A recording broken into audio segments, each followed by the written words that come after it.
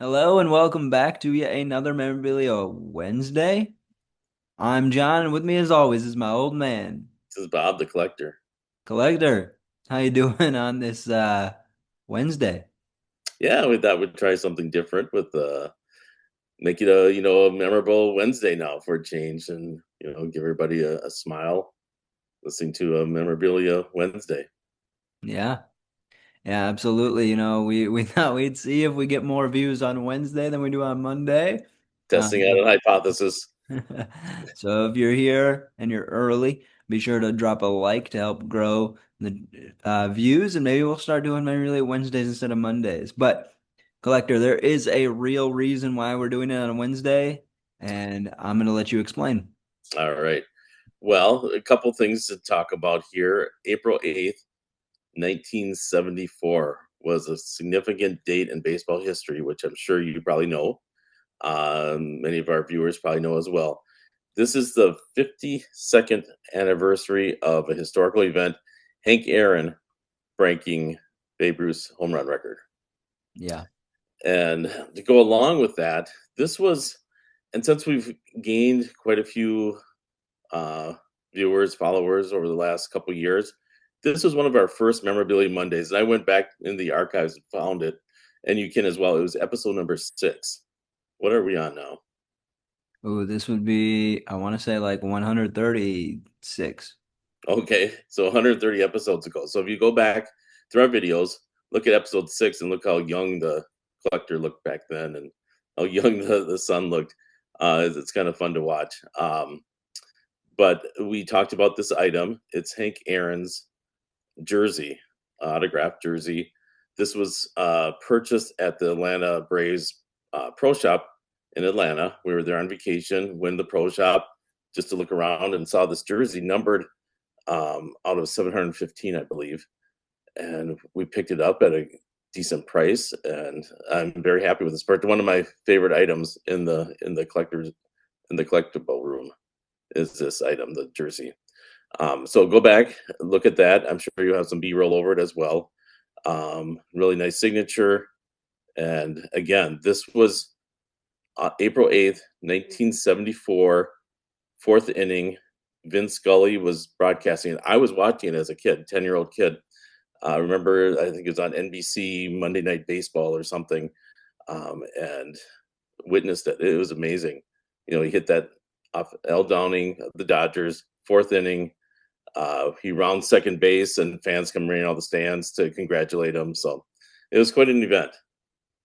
Yeah, absolutely. And that's cool that you remember exactly where you were Yeah. when you saw it. If you're watching this and you also were, you know, alive when it happened, leave a comment if you remember, what you were doing at the time of the historic event.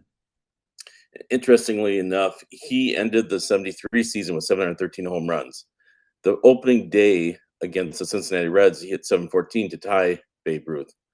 And then 4 days later, on the 8th, in 1974, in the second at bat, his first at bat, he walked.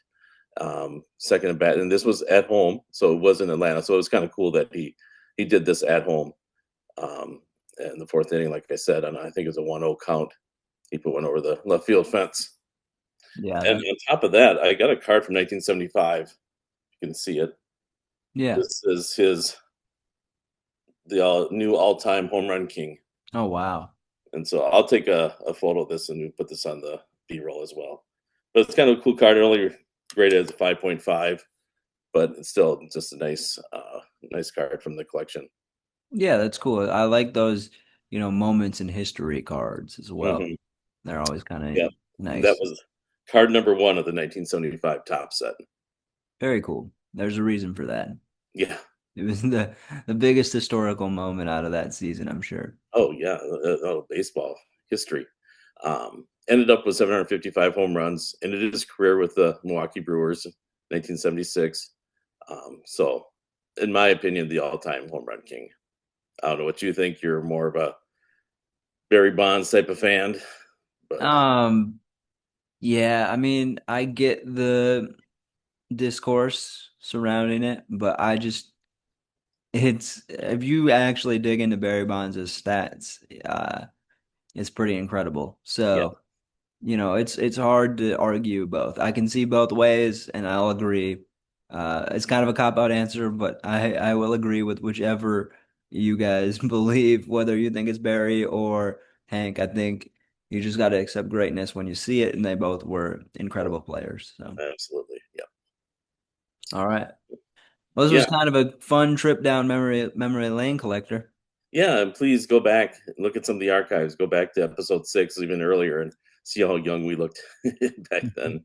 But yeah, it's just one of our prized items, and I know we showed it before, but like I said, we have some new followers, and just wanted to make sure with this, date that we bring up this item one more time. Yeah, and if you are new around here and you haven't hit that subscribe button, be sure to do so. We really appreciate it. And as always, be sure to like, comment, and subscribe to help grow our YouTube channel. It means a lot. And until next time, remember to keep it mint. Keep it gem mint, just like Hank Aaron and that 715th home run on this date 52 years ago. Wow. The fact that you are alive says a lot. Yeah, 10-year-old baseball fan watching it in the family living room, watching the baseball game. Nothing better. You were probably mad because the Yankees weren't on. Probably, but with this type of event, I definitely wanted to watch this. All right. Well, as always, keep it mint. Gem mint. Yeah, mint, everybody. And we'll see you later. All right, bye.